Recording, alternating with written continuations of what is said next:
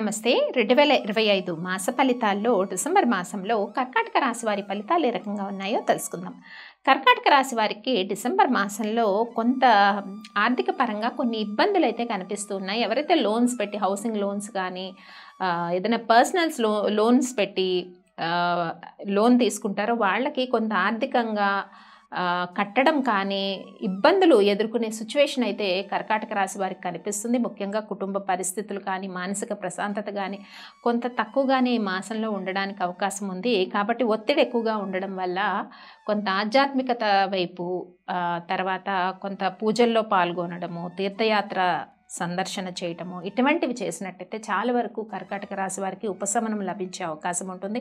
ముఖ్యంగా విదేశీ ప్రయత్నాలు చేస్తున్న వాళ్ళైనా విదేశీ విద్యకై ప్రయత్నాలు చేస్తున్న వాళ్ళకి కూడా కొంత ఆటంకాలు ఏర్పడే విధంగా అయితే కర్కాటక రాశి వారికి ఈ మాసంలో కనిపిస్తూ ఉంది. ముఖ్యంగా ఆరోగ్య విషయాలు తీసుకున్నట్టయితే ఈ మాసం అంతా కూడా అనుకూలమైన పరిస్థితులే ఉన్నాయి. బిజినెస్ ట్రాన్సాక్షన్స్ అలాగే నూతన వ్యాపార ప్రయత్నాలు చేసే వాళ్ళకు కూడా కొంత అనుకూలమైన సిచ్యువేషన్స్ ఉన్నాయని మనం చెప్పుకోవచ్చు. బట్ ఖర్చుల విషయంలో కొంత అధిక ఖర్చులు ఉన్నాయని చెప్పుకున్నాం కాబట్టి ఆ విషయంలో జాగ్రత్తలు తీసుకోవాలి. ముఖ్యంగా ఎవరైతే హౌస్ వైఫ్స్ ఉంటారో కర్కాటక రాశిలో ఉన్న వాళ్ళు వారికి కొంత మానసికంగా ఒత్తిడి ఆందోళన ఉంటుంది. కాబట్టి అంటే ఆరోగ్య పరిస్థితులు చక్కగా ఉన్నాయి కాబట్టి ఆందోళన ఒత్తిడిని అధిగమించడానికి కొంత మైండ్ డైవర్షన్ చేసుకోవడం అన్నది కరెక్ట్ అయిన పద్ధతి. లేదంటే ఆలోచనలు ఎక్కువై కూడా ఇబ్బంది కలిగే సిచ్యువేషన్స్ అయితే ఉంటాయి.